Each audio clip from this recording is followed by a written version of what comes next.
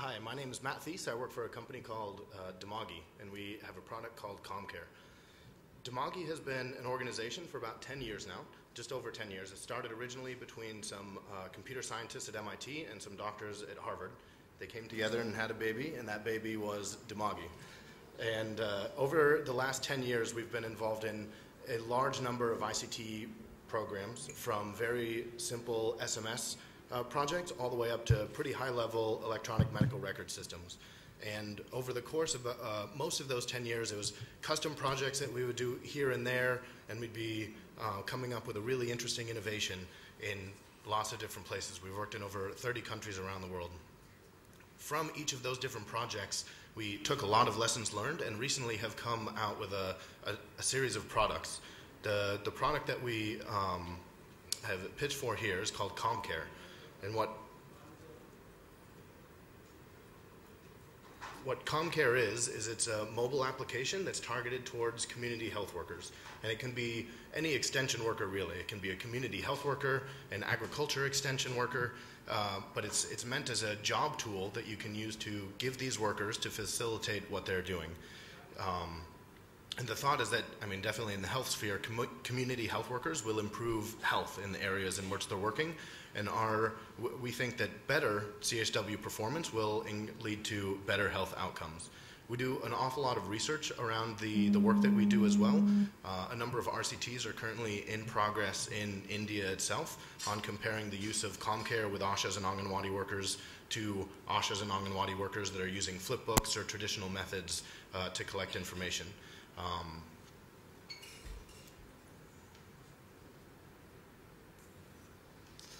Basically, you've got an application on a phone, and it works on a Java-based phone or an Android phone, and you can use it to collect information. But it's much more than just data collection on a phone. You can leverage the power of a phone to do an awful lot more, especially depending on the user base. So the Ashas that we have that are using our phones, they're supposed to be literate, but in a lot of the places that we work, the functional literacy is actually quite low. So what we'll do is put multimedia on the application in order to facilitate them being able to use it better. We'll put audio messages to read information from the phone so that they don't have to read the content on the phone. We'll put videos on there to supplement counseling messages and provide behavior change counseling. And then we'll also put pictures to associate different images with a question so that it's just as another method to recognize kind of what the question is and what information you're trying to collect. All of this information is organized around what we call a case hierarchy. So kind of very similar to when you go to the doctor and the doctor pulls out your file and there's a summary sheet on top, and then he can open up the file and you've got all the information inside. We try to mimic that exact same thing on the phone. So an Asha can open up her phone, she can see every pregnancy that she's ever registered, she can see the summary information, and then she can conduct the visit based on what's supposed to happen during that visit. So you can have multiple different forms depending on which trimester she's in, or a delivery type form. So it's a lot of different information that you're trying to collect but collect it at the right time depending on kind of the stage of whomever you're visiting. And it's all the software we design is open source, and we have kind of a website where anybody is able to go and design these applications themselves and put them on their own phones. Or we can help you design these applications as well. Mainly we use it to manage data, so it's a way to collect information from the field. You can use it to manage clients. So a great example is an Asha going and conducting home visits and trying to keep track of who's pregnant in the village, who's about to deliver, trying to counsel the benefits of delivering in an institution rather at home, lots of these sorts of things. It works in an online-offline mode. When the phone does have connectivity, all of the information will be submitted to the server, where you can view lots of reports about worker performance and activity, and then also export the data to do analysis on health indicators. 3 minutes is pretty short, so I'll skip through a bunch here and kind of show just a couple pictures with screenshots. So currently in India, we've got over 25 active projects in 15 states within India. And some of the bigger ones, we've got a project in Bihar running with 500 Ashas and Anganwadi workers as part of an RCT I mentioned. We have another project in UP that we're working with Harvard Business School and the University of Washington to do a study on the non-financial incentives of motivation, where an Asha will get a picture on her phone of her performance, but mapped against the performance of everybody else within her subcenter. So she can see and trying to kind of suss out the effects of, does this help her to do a better job? Is there some sort of competitive nature that will encourage them to do more work, or is it more of a collaborative community where everybody has this data and sees who is high performers, who's low performers, and be able to motivate the low performers? So we work in lots of different areas like this, doing everything from kind of education work, agriculture work. We do a lot in the health sphere, whether it's maternal child health, tuberculosis, and working a lot more with financial inclusion. There were a couple questions earlier about previous applications that were really interesting. One was about how do you get Ashas to use applications like this, even if they're not literate? And I talk in a lot of these meetings and meet with people often, and email a bunch. I had the opportunity just last week to go and visit one of our sites with one of our partners, and it was amazing to, one, get out of the office, but then the other, we took a site visit with a literate worker and an illiterate worker. And the illiterate workers have been using Commcare for just over a year now, and it was very surprising to me, but they had the application, even though we've done as much as possible within the application to simplify it and allow people to really use it even if they can't read, they've used it as a tool to learn to read, which has been kind of an amazing surprise. And even they've got a Nokia phone on their keypad, and it's really tough to type in Devanagari on a keypad. But these Ashas are able to do it, and some of them are teaching their husbands who are literate how to send SMSs in Devanagari, because for their husbands it's hard enough to try and type and figure out which letter comes up and which is the correct kind of matra. So there's lots of different things about Commcare. I can go on for a very, very long time.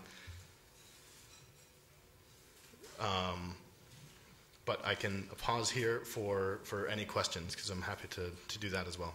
Please. Thanks for that presentation, Matt. Great work. We've actually connected you guys with one of our portfolio organizations called Sneha in Mumbai. And out of the 25, and it seems like it's growing a lot. The last time we spoke, the number of projects on the ground was actually a lot fewer than 25. The question I have is, of these 25, is there a mix between sort of rural and urban projects? And if so, have you been able to sort of get a sense of, learnings, in comparing how this works with Ashas in a rural context and let's say with maybe Anganwadi workers in urban context, if that's a relevant question? Sure, yeah, definitely. I think what you can do with the technology is really different between an urban and a rural setting. So there's a big question between kind of using Java phones or using Android phones or touch phones, and because there's a lot of benefits of using touch phones, but sometimes the battery life, the robustness of the phone, things like these, being able to charge it because the battery runs out much more quickly in a rural setting don't work very well. In an urban setting, kind of works great. There's also interface questions of who can best use the device. There's usually an initial learning curve using a touch device for a lot of these workers. Sometimes it's just a very, very foreign thing. But as soon as they've overcome kind of how to touch the phone and the initial fear of using the phone compared to something that they're very familiar with, often we find the touch interface is very natural and intuitive, which is a little different than we would have thought as well. So it depends on kind of how you shape the application for the user to use, and how you determine to use the technology and what the end use case is. And yeah, we love working with Sneha. Are you extending this application for non-communicable diseases like cancer? Yeah, so it's completely configurable. So anybody can go onto the website and design their own application. It's all based on forms and then how to integrate those forms. So you can put lots of different kinds of protocols onto the phone and then kind of come up with ways of how to use it.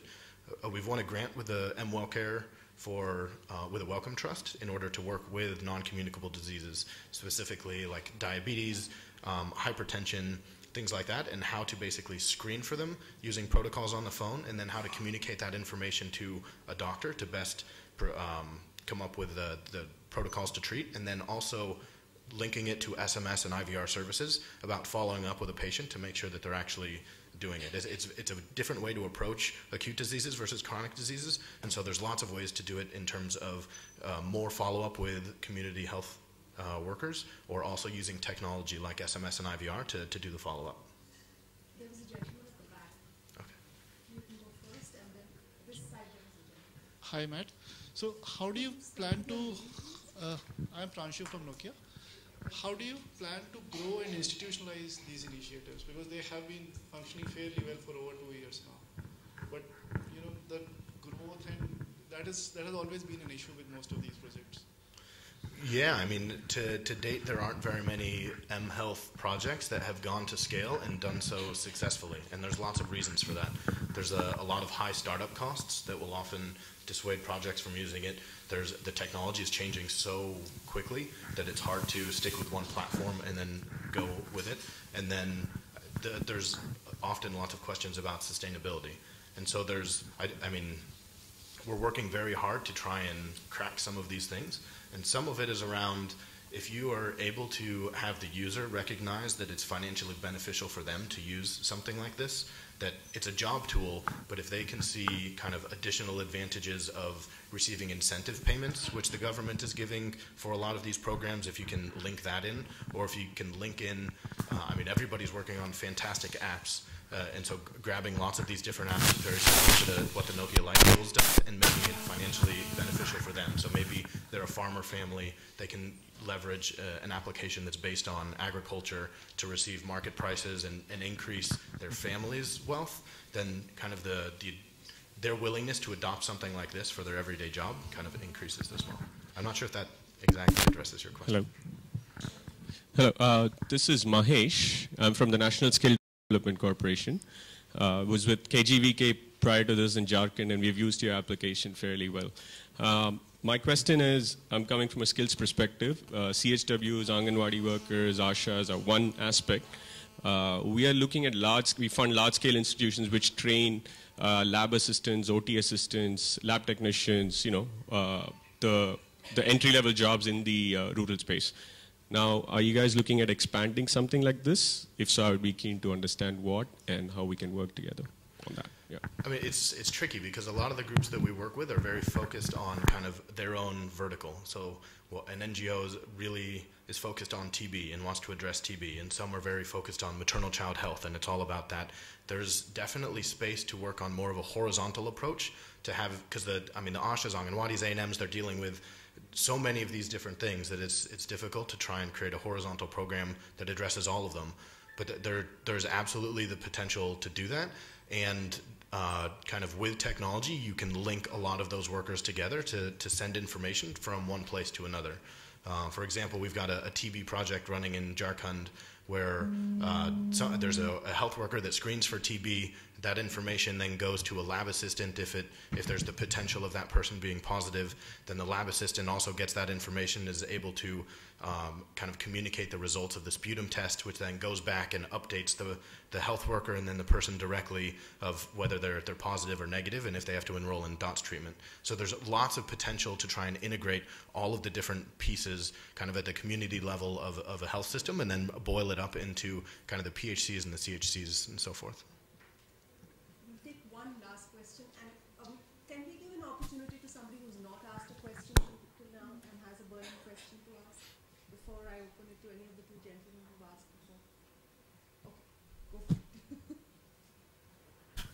I just wanted to ask you, don't you feel frustrated at times? Maybe you have put a Mercedes engine in front of a bullock cart in terms of, because the system is so slow, the system is not motivated. Can they use the system?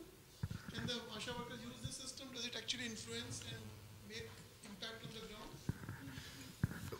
We believe yes, otherwise we would not be doing this.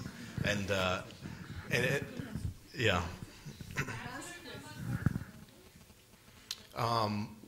Currently, our user base is doubling about every 6 months. Right now in India, we have 1,000 to 1,500 users, so not huge amounts of scale at all. And globally, we're approaching 8 to 10,000 users. So still relatively small. I think one of the benefits of your activities would be a lot early detection of diseases as well. Do you see any scope of working with insurance companies to really reach out to these people who can't really afford healthcare? Do you see affordable healthcare being the next pedestal for your company? We haven't thought about that yet, but we'd love to. Any interest from the healthcare providers or the governments that you're working with? Government, absolutely. We're in many discussions with the government. In funding healthcare for these people? Funding a project such as this. Okay, I was talking about funding care of these people. Of the actual care of the individual? Of the patients, yeah. It's not quite yet, because we're definitely targeting much more as a job tool of the people that are enabling healthcare. Okay, because with Aadhaar coming in, so many other ways of identification coming in, I think this may be quite a useful tool to really tie the health record of a person out in the rural area and make it useful for insurance companies to really cover these people. So, I mean, would you think about collaborating with the other stakeholders in that fashion, making it a case for them? Yeah, we try to collaborate all the time. Aadhaar would actually solve a bunch of issues because it's very difficult to identify one person in a given area and then say that person migrates to go give birth to their home village. It's very tricky to identify that person again after they move and then even after they come back. So having a unique identifier nationally would be something that would solve a lot of our technical problems.